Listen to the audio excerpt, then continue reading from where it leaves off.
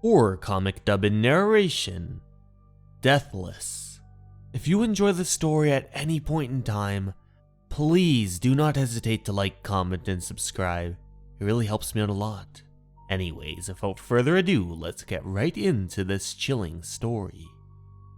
Tiny machines burrow through me, recording every molecule, reweaving my bones, repairing my DNA, rewiring my mitochondria. I am going to live forever.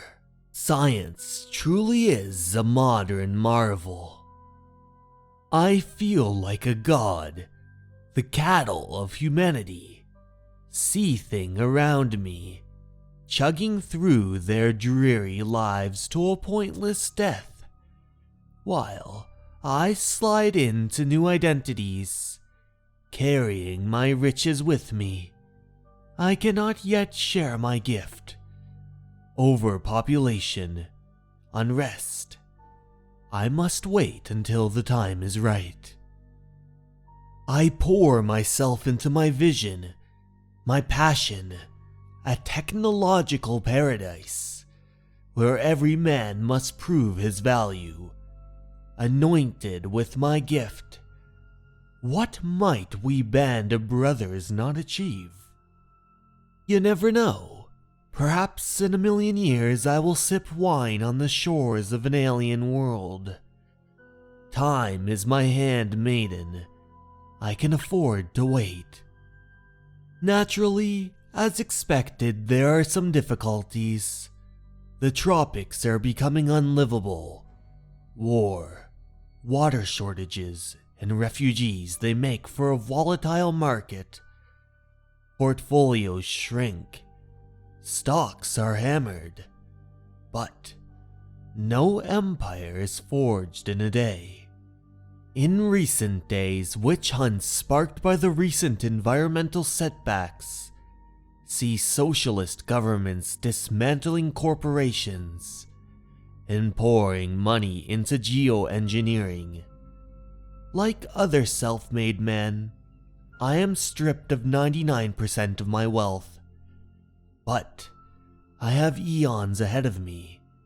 Let the cattle think they have won. In a few generations, it will be mine again. All mine. The collapse of the West Antarctic ice sheet caused the sea level to rise by 8 whole meters. I throw what is left of my capital into high ground bunkers and security. This strategic move of mine buys me a decade. Former military authorities commandeer my last stronghold. I am driven empty-handed into the world. My advanced metabolism sees me through droughts and starvation. But life is suddenly a torment. The struggle for shelter, food, it is a shock. I find some respite in the company of others, but eventually I am forced to flee as people grow suspicious of my changelessness. I find new settlements but never stay for long, and they are increasingly abandoned or filled with fly-spotted bodies, fleas moving all about, but loneliness gnaws at me.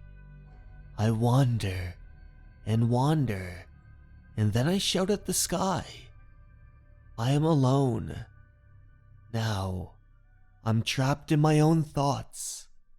The ocean reeks of sulfur, and fish wash up on its shores. I realize now that I'm unbearably tired, and I wonder, how long have I been alive? Not a million years. Not even 1,000. God, not even 300. Here I am now, all decrepit. I lie down in the mud, and I try to remember my mother's face.